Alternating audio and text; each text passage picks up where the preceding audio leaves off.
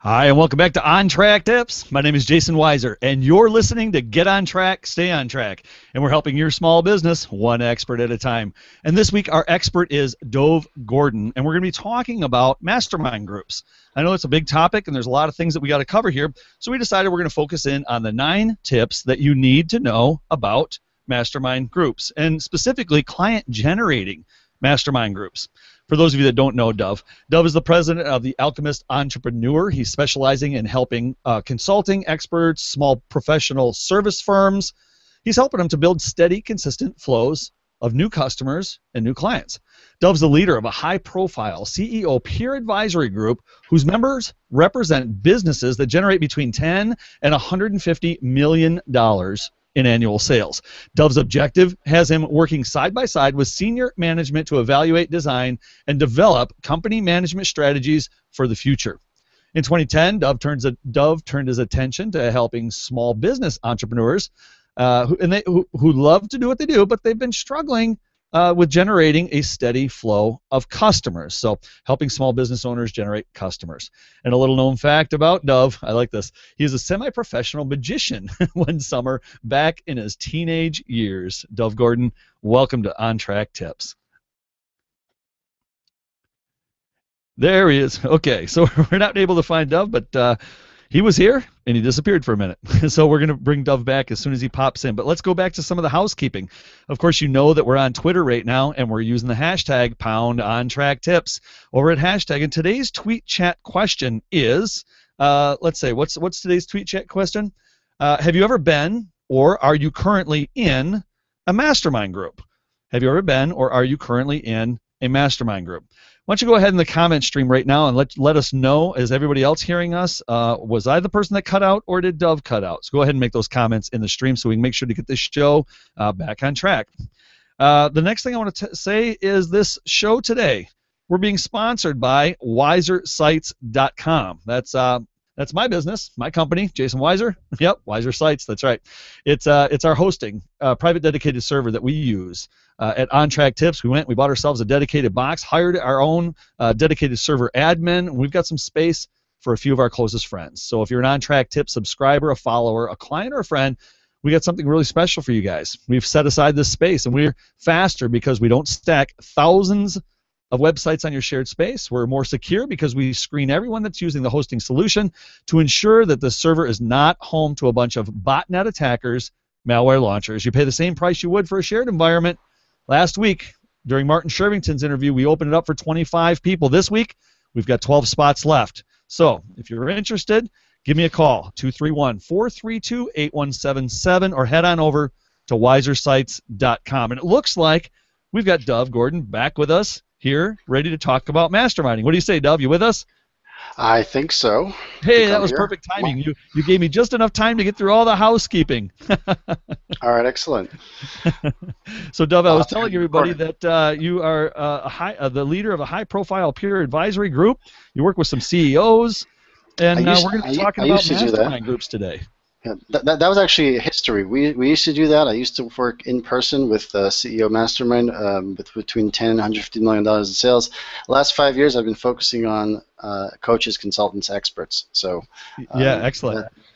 So let's get in. We've got a lot of questions that are going up right now. And I'm sure Twitter's going to be on fire here in just a few minutes.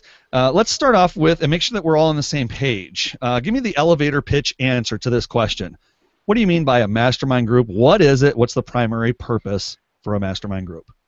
I think what most people, when they're talking about a mastermind group, what they have in mind is what Napoleon Hill famously said you need to be a part of in Think and Grow Rich, which is simply people coming together to learn from each other and to focus on a common objective, a common goal.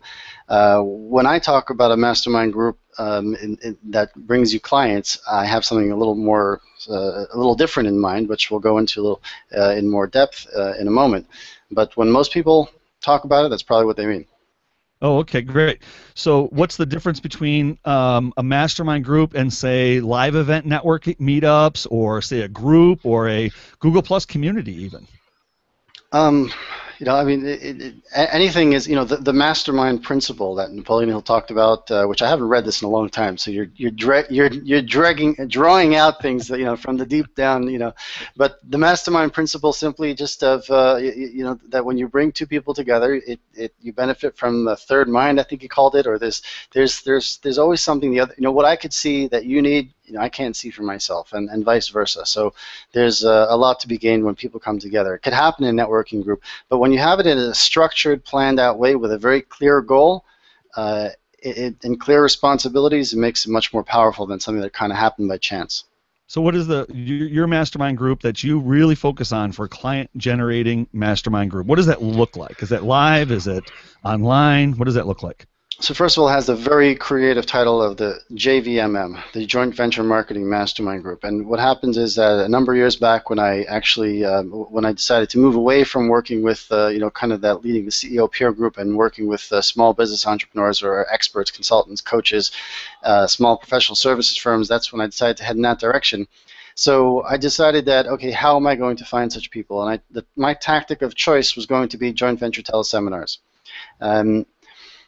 Now the question is, now how do I find other people with whom I have we have the same values? I wasn't looking for people who saw their list as a cash machine. I'm looking for people who wanted long-term relationships, both with each other as well as with their customers and their list.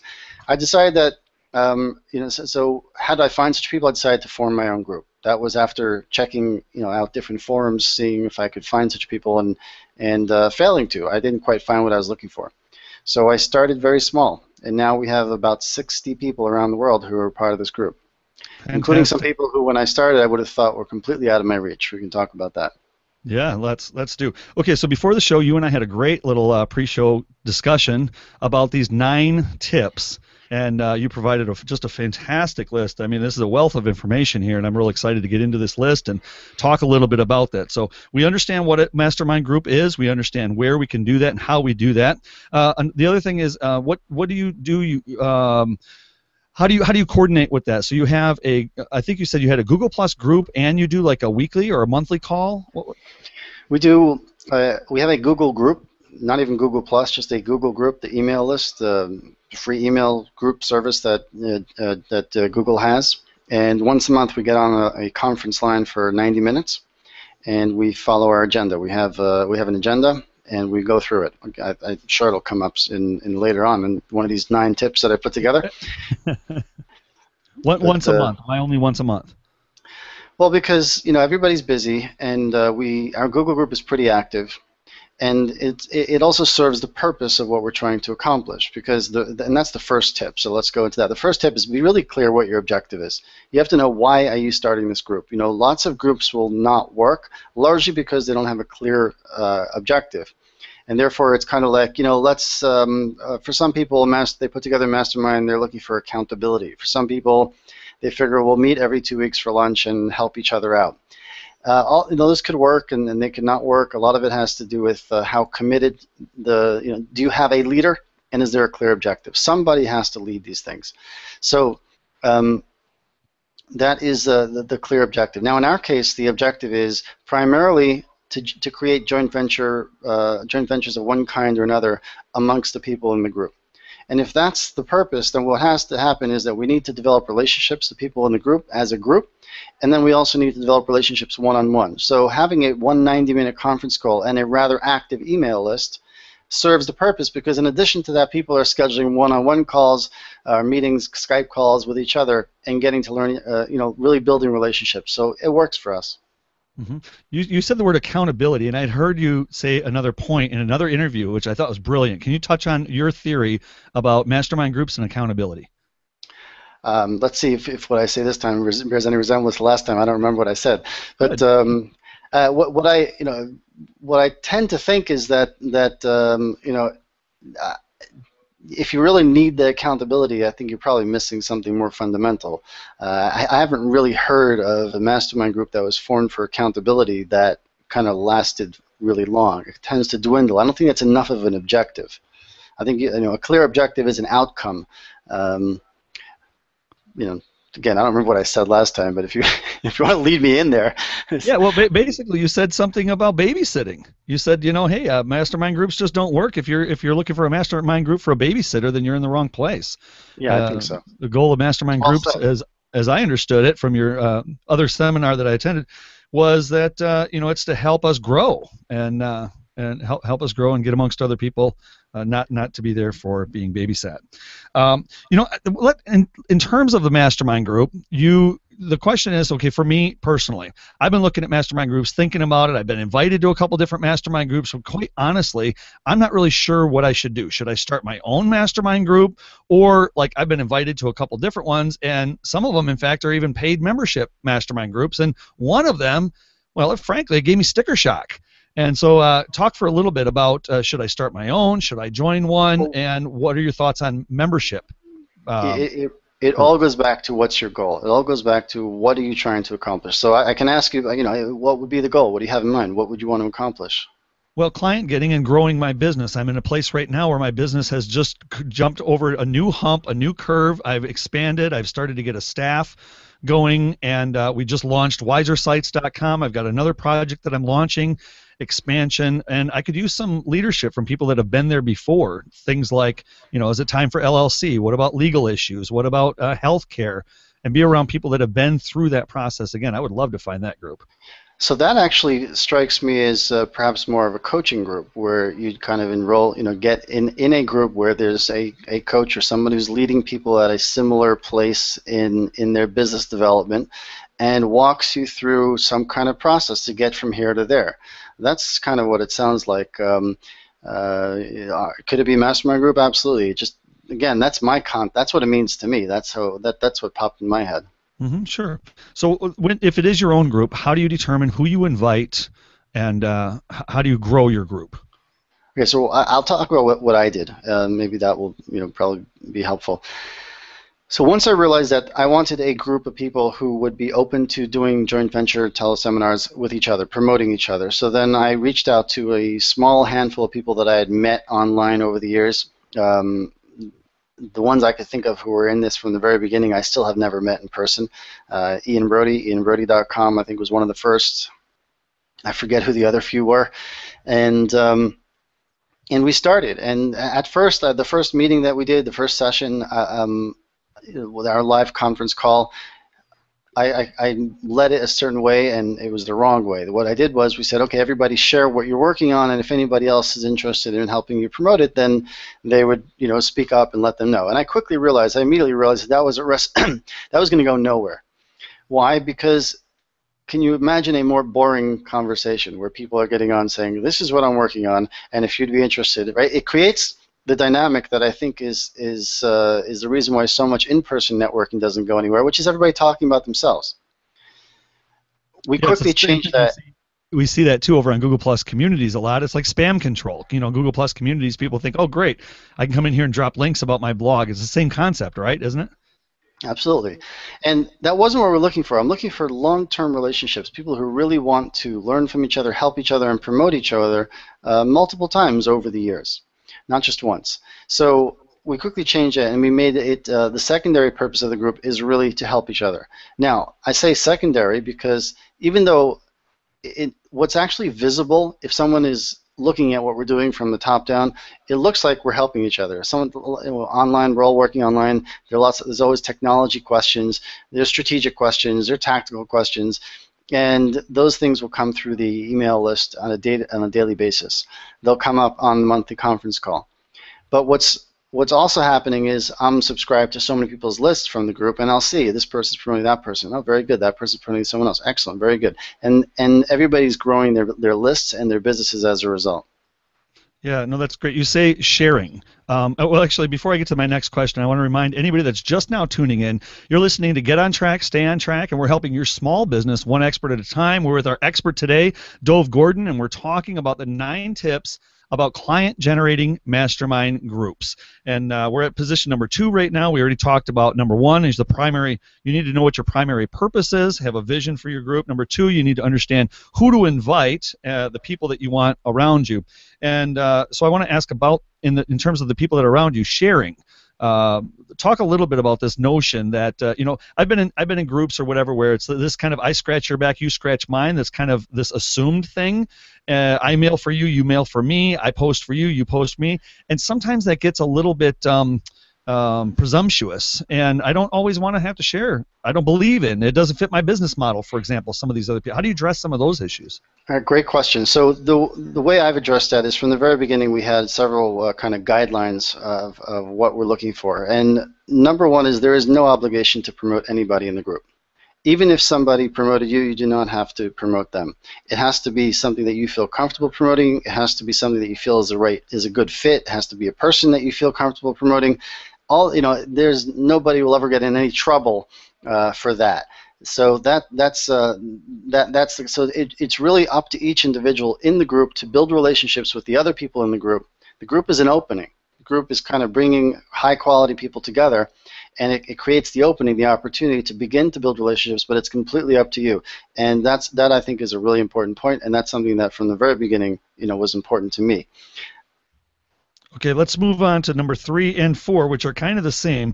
Number 3, you say what you should control and what you shouldn't control, and number 4 is how to lead the calls and how not to lead them. So let's bring points 3 and 4 together. Leadership. Tell us some important things that you need to understand as a leader, and I want to also bring up one of our comments from our event stream, and I want more people to comment, guys. But Paul Steinbrück says a fantastic comment here. He said, "Yeah, I've been a part of a mastermind group. It was very helpful. Well, until it imploded due to personality conflict." I know you and I were talking, Dov, before the interview about personality conflict, implosion, and leadership. So let's touch on that for a minute. Well, personality conflict, I haven't actually had that as a personal issue. I have had people that I kind of quietly dropped from the group. Maybe that's what it was. But I guess the personality conflict he's referring to was so central to the group that it imploded, or the group was small. Again, my group has grown from a handful of people to about 60 people, and whenever we come across someone really good, we add them. About the point of what you should control, what you shouldn't control, and one of the things I said there is who you should. The first thing you want to control is who you accept as a member. And earlier you asked me what do you need to take into consideration. I'd say that 80% of the members in the group should be people who have an audience already. They have a list, and they're willing to put you and others in front of their list. It doesn't mean they're committing to. It means that they're open to the idea. They're open to the concept. They're definitely willing to. If not, they shouldn't belong in your joint venture marketing mastermind group, right? That's number one. Now, 20% of your members could be there for some other reason. They could be contributing for, they can have some other contribution. For example, one of the members of my group is a wonderful guy named Mitch Russo. Mitch Russo was the CEO of a coaching company that was a joint venture between Tony Robbins and Chad Holmes. He knows what he's doing. He's worked at the top of the industry. He had at their peak, the company had 300 employees working virtually from home around the country.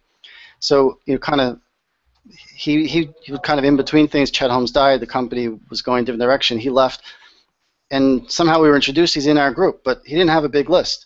That wasn't our only criteria. So I'd say there's room for 20% of people who have something else to contribute, and he's taught us all a lot. I say that also as part of who you accept as a group is, like I said, people who are open. They have to at least be open to it in theory. The idea of sharing is not about just kind of promiscuously promoting anything that comes across your desk to anybody. It has to be done properly. For example, personally, I almost never will just take a pre-written email and send it out to my list. So, I will really study what it is that I'm promoting. If it's a webinar, I will watch some recorded version of it. If it's a product that someone else is going to be doing, I will learn about it. I will go through it, and I'll write my own thing, because I think that's at least my approach. Does everybody in the group do that? No. Is it required? No. But it's the openness to it. There's another aspect of that, which is of an abundance mentality. There are certain people who I help people with marketing. You help people with marketing. There's probably some overlap with what they're doing. I've got other coaches and consultants in the group who work with coaches and consultants on their marketing and so on, but we're still happy to introduce our list to each other, because here's the core philosophy. The core philosophy is that I can have whatever number of people on my list. 90% of them, maybe 80% of them will never buy from me, but they're there for a reason. They're there because they have a need. They want something. So they're looking, they're seeking. If I introduce them to you, some of those will buy from you, even though they never would have bought from me. And then everybody wins that way. So that's the philosophy. what we're not looking for is people who are so closed and fearful, where, no, I have to be so protective of my list, I have to be so protective. I think they're probably, it's definitely found in a more corporate world. The more of the kind of the corporate environment, it's probably more of a challenge there. People who have grown up in the direct marketing world, who are studied direct marketing, probably understand the concept of that we're talking about more readily. Keep going down the list. Yeah, well, I want to bring up a couple comments here that I think are pretty great. Christopher Vogelman, he says, whenever two or more are gathered together, that's when you have a mastermind. And he follows it up by saying, hashtag back scratch fever doesn't work long term. Internet marketers get all hung up on mailing for each other affiliate marketing dance. And yeah, I think that's so true. And that goes to what you're saying here about knowing the right people to have in your group, and it goes back to the objective. What's the objective of your group? In your group, of course, mailing for each other is a big objective. But for, say, my group, that offering your coaching, for example, my skills are largely in development and website and hosting, and I could help somebody who's maybe more qualified in LLC and insurance, and the two of us can then combine and share our resources, as long as you're willing to share, because that's the goal of a mastermind, right? You sharing each other's resources, and if that resource is a list or something like that, then okay. So now let's get to the question of we've got people in our group. We understand some leadership tactics and skills that we need to know. Let's go back to that leadership a little bit more, though. What are some things that you would say on control? Let's jump to your number 3. I want to hear some of those. Okay, so I have your control who you accept as a member. That's I think we talked about that. Yep. Control who remains a member. There have been some people that I've dropped from the group over time for several different reasons. What comes to mind is, I dropped somebody who there's some people who were dropped just because they really weren't active and they didn't show any signs of being active. Or rather, they kind of showed that they were not planning to be active, so there's no reason to have them hanging around. There's somebody I dropped because he bought something from me shortly after we were introduced and he joined the group. He bought a product from me, just kind of went to my site and bought it. It was like 3 payments. He made the first one and the second one bounced, so I just kind of asked him about it. He had some story, some explanation, and okay, whatever. I'm an easygoing guy. But then he stopped answering my emails. And it wasn't so much that, everyone could hit a hard spot and so on, but a rough spot. But what bothered me was that he kind of lost, it was a question of character. If you're not willing to even have a conversation or talk about it or face up to it or apologize, whatever it might be. So I dropped him immediately. Didn't even get, once he wouldn't respond. If someone doesn't respond, then, they're out. There's no reason for it. They obviously don't want to be there badly enough. What I'd say, those are things you do want to control. Who's accepted and who remains. What you do not want to control, or don't try to control deals in between members. So again, it's a joint venture group. I had one member come to me who's relatively new, and he wasn't so comfortable with the whole idea. Again, he was probably in there for one of the 20%. The 20% that I referred to earlier, they're in there for other reasons, not necessarily they're not part of the 80% who are so direct marketing savvy. And he said, Dov, if you kind of introduce me to some other people in the group and we make sales, I'll give you a commission. And I said to him, the way it works is that I'm happy to take a commission if I promote you directly, but I don't insert myself in between anyone else in the group. If anybody else in the group does a deal, that's completely up to them. We all win that way because the group is valuable to everybody. So I think there could be a tendency for some people to try to control too much, and if you try to control too much, you end up losing everything. I wouldn't try to control any relationships between people in any way. And we don't control commissions. Everybody has their own, if I promote somebody and whatever they pay, they pay. I'd say that, we're not like the top tier, gurus. If we were, people would have heard of this before. But having said that, something that I learned, and I know a lot of people get stuck on this. They think they want to go to the top tier. I think we mentioned this later as well. But and they're worried about whether they have a proven offer and so on, and how much will people earn if they promote me. And what I'd say is that you got to get started where you are, and you have to start with people who are where you are a little bit ahead of you. If you're starting with people who are where you are and a little bit ahead of you, then you'll be fine. And what I found is that people are happy to promote you because of your relationship, because they come to trust you and they value who you are and what you're trying to convey and how you're trying to really help through your business. And therefore, they're happy, to introduce you and to put you in front of their list. The commissions are almost a secondary thing. I'd say that's true for most of us, most of the people in my group.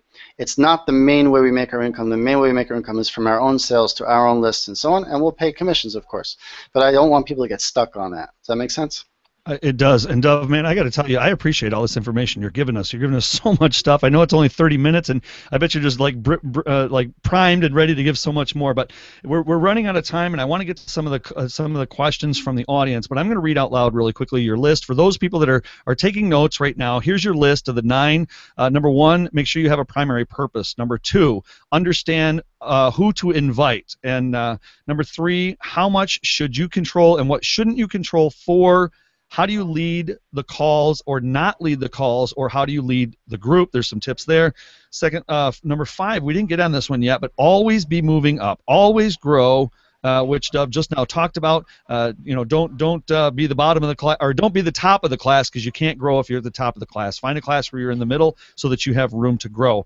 Understand that you may need to let somebody go at some point, and in your member management, then you're also going to want to apply the 80-20 rule. We talked about that, scratching your back, scratching my back. And this is a long-term strategy. This isn't, pop up a mastermind group, get started, and then all of a sudden 3 weeks later, your people are mailing for you out to a million other people. And Dov, you said you had a number 9. Just give us the bullet point on that number 9.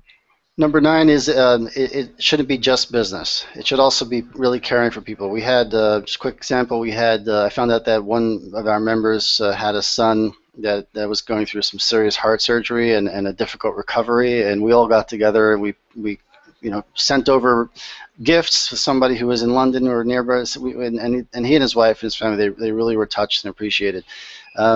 It's not just, we didn't do it for that. It's just looking back, that's what it was. It's just, care about the people. I mean, if you really build relationships, we're talking about relationships. We're not just talking about back scratching like we tend to see so popular on the internet. Yeah, and we've only got 1 minute left, but I want to bring this call up from Debbie Davis, and a couple other people are saying, good question, Debbie. So she's asking, do some mastermind groups work as private brand advocate strategies? For example, friends who are raving friends of each other. Does that work as a mastermind group? Give us the 30-second answer, Dov. Well, I think the sincerity of it comes across. I see a lot of stuff online. I'm not so active on Facebook or Google+, but so much of it is like people talking as if they've inhaled helium, and now they're talking. I don't know. It doesn't talk to me. It doesn't get me excited. If something is sincere and something is real, I think it definitely works.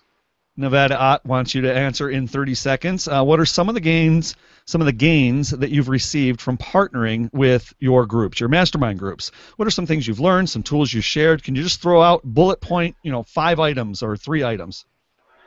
Gosh, I mean, I'm having trouble thinking of 2 or 3 items. I really say everything. I mean, it has become, I cannot imagine where I'd be now without these people, without these 50 plus 60 people. Everything. I mean, from the Office Autopilot Entreport, which I use, and which and everything. I mean, go on. I mean, that's the short answer. People always love to hear about tools. She touched on the word tools. Give us a couple tools that you used for your mastermind group to manage your group.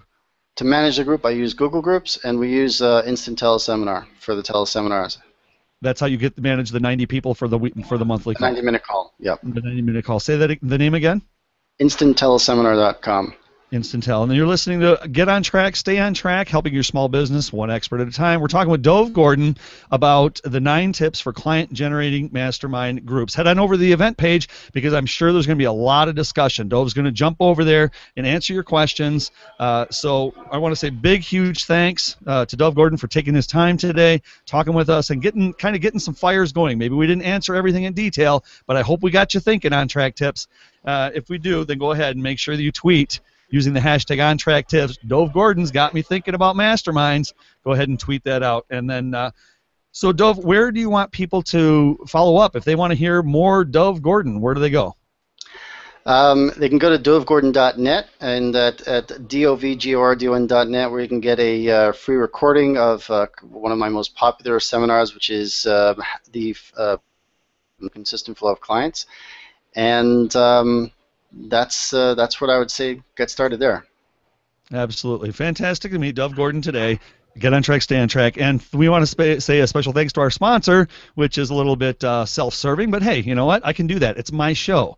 Head on over to wisersites.com. We're only looking for 12 more people. If anybody's looking for dedicated hosting, speed, and at shared hosting support, maybe you're over on one of those other sites right now paying, whatever you're paying, we'll match it, or we'll get very close. Give me a call, 231-432-8177, wisersites.com. You're listening to Get on Track, Stay on Track. That's ontracktips.com. Head on over there, look for the big red button and push it, and we're going to find you an expert to answer your questions that you're struggling with in your small business. Thanks a lot, Dov Gordon, for stopping by, and we're saying goodbye for now. We'll see you next time, everyone. Bye, Thank you. Dov. Bye. Bye.